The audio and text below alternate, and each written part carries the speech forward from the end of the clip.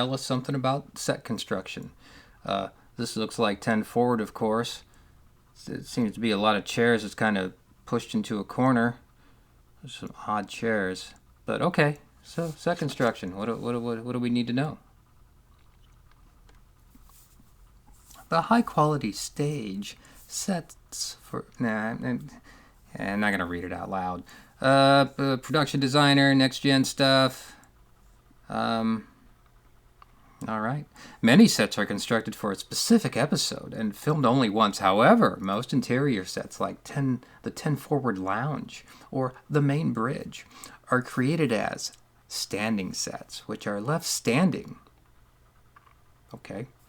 On one of the stages. Yes, and as we know, these Trek sets lasted from like 1979 from TMP all the way to, I guess we can say 2001 when Voyager went off the air, but we could also move it to 2005. We want to include Enterprise. And then they went up for auction, and a lot of folks with a lot of money bought a lot of them, and at least Paul Allen put his on tour so we can see. Otherwise, you can see some of them elsewhere, and I'll leave that alone.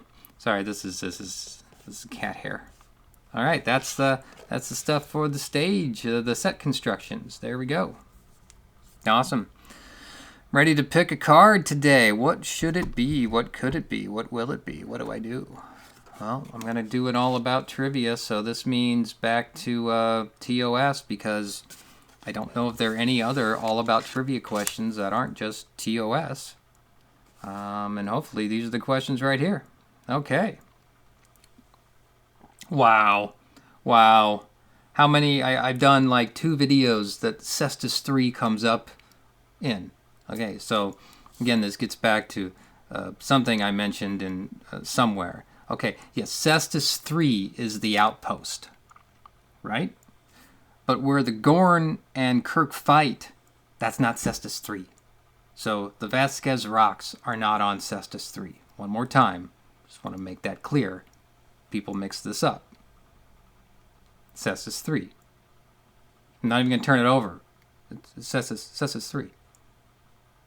And, Cestus 3, again, shows up in Deep Space Nine, where Cassidy Yates has family, and there's a baseball team called the Pike City something, and I never did find out the name of the team.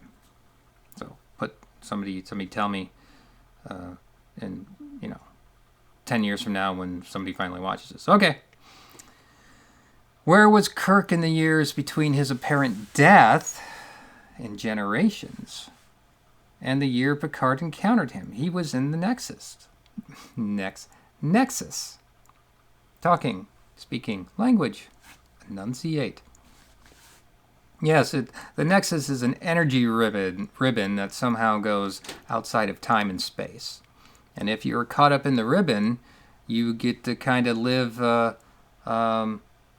some kind of Inception-like existence. So it's a very popular place that people didn't want to leave. Very confusing movie, Generations, in that respect. And one could argue that a latent image of Kirk still exists in the Nexus because it goes beyond time or space. In a way, I suppose, I wonder, no novel has ever discussed the idea of the Nexus with nonlinear time and bring in the prophets from Deep Space Nine.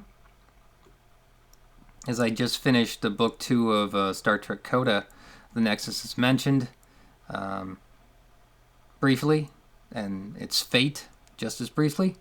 But yeah, we look at a Nexus as some kind of outside of time thing, vortex, whatever, that can get 2 people together so they can ride horses and look for dillweed in the cabinet. Dillweed in the cabinet. That was a nice beat in Generations, though. I did like the idea of Kirk just, chopping wood on the farm, so on and so forth. Okay. And we know that a latent image of Kirk may still exist because somehow Picard got to talk to Guinan, who was also in the Nexus. And if that's the case, then why didn't guy from Clockwork Orange? Yeah, that never. It gets confusing. So yeah, the Nexus.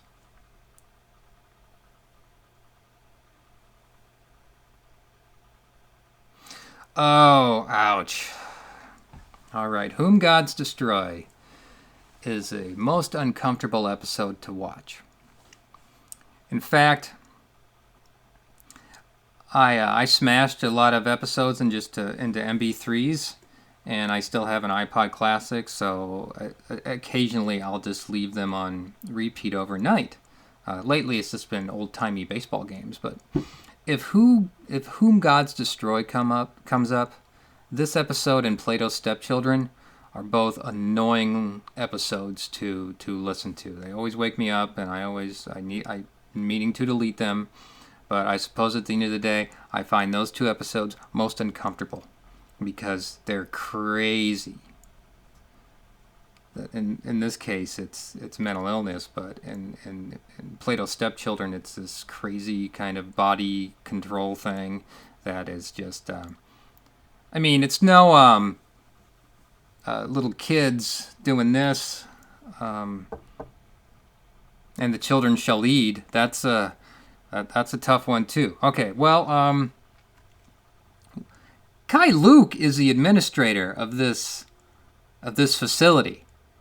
The original Kato from the Green Hornet serials in the 30s, and of course he is Master Po in Kung Fu. Kye Luke. But what his name was on the colony, I do not know. So it's not going to come to me. Administrator something. Okay. So I look forward to that answer when I flip the card around.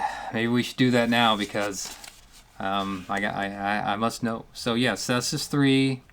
I did a bit on Cestus 3 already. The rocks are not on Cestus 3. Just keep that in mind.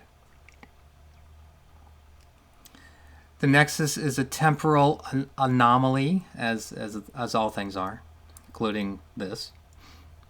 Right now, where I'm at compared to where you're at, we're not synced in time and space, so every YouTube video is a temporal anomaly. No, you're not having that today. Okay. That's fine. Okay. All right, so answer for Kye Luke. Governor Donald Carey. Was nowhere near that. Donald Carey sounds like who was the old doctor on Days of Our Lives? Donald Carey. Donald. This is Donald Carey, and these are the days of our lives. Any Days fans in the audience today? No. Okay. That's what this chapter was going to be called. These are the days of our lives. I think I'll just call it that. Oh, well, this card's upside down, but that's just what we're going to do. But his name, he was Master Po. Who was the other master in Kung Fu? Was it Master Khan? I think that was Master Khan. Oh, great, it's a V'ger question.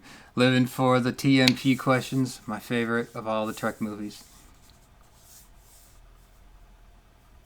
Before it fell into a black hole and received a makeover from the inhabitants of a machine planet, what was V'ger? V'ger. Well, spoilers, everybody. Gee, if you don't know, V'ger was Voyager 6. Although there was never a Voyager 6 in the time and space continuum where we live. But yes, Voyager. NASA. National Aeronautics and Space Administration. Jim, this was launched over 300 years ago. But, okay. Somehow Decker, was the NASA geek and the away mission, because he knew everything about Voyager 6 out of nowhere. It was really impressive. No wonder V'ger wanted to merge with him. I'm still holding out that V'ger might be the big bad, in Discovery Season 4, but I hope that's not the case. All right, that's Voyager 6. And the last question today. Ow! Just hit my elbow. That's very kind of you, Captain. Oh, sorry. I finished the quote not realizing there were multiple choice answers. I'm going to stick with kind because that's how I said it. Now, I looked at generous. No, I don't think generous would be something he would say. This is from, and this hasn't come up yet in all the cards. What is this, like the 16th one I'm doing? I don't remember. The Return of the Archons has yet to come up. I love this episode. I'm a big fan of Return of the Archons. Never grow tired of the Red Hour. It's just crazy. It's a crazy episode. It's like Roddenberry was on something when he was putting this together, because the Red Hour... Now, I can go back to Cushman's book and try to read the general outline. I should read the short story version of it and the novelization of all the episodes. I don't know why I haven't done that. I feel bad. But yeah, Return of the Archons deserves a lot of time. I got to carefully write that out first before just doing this off-the-cuff stuff. But yeah, I love Return. And it's nice to see that Lower Decks did a little Beta 3 Return of the Archons bit in there. That was cute. I was happy to see that. It made me smile. All right, the clock tells me I should end this and get back to revisions on an article I've been working on for like 2 years now. All right, so let's recap and see if I can remember what these answers were. So we left off with Donald Corey here. And Voyager 6. Yes, Voyager 6. And then, because I need to do a little smack to Star Trek 5 while I'm here, you know, they have a Klingon vessel destroy another Voyager probe. That was off-putting. Yes, I need to talk more about Star Trek TMP, because that is a masterpiece in all its splendidness. But none of the actors liked it, of course, but there's a lot there. Okay, I digress. Now that's coming as language. They're supposed to do a 4K remaster of that with the special effects from 2001 when the director's edition came out. Looking forward to that. Maybe sometime in 2022. Maybe you've seen it already from the time and space where you are at. You are at where you are. I forgot what the white... Oh, yeah, Return of the Archons. That's very kind of you, Captain.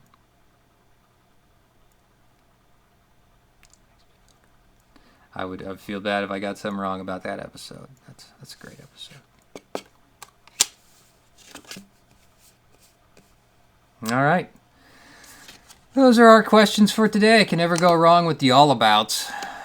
They make me feel good and confident. But one of these days soon, I'm getting back to these monsters, where we get into the specifics. Yikes! All right, that's what I'm doing today. That's my day. You go and have yours.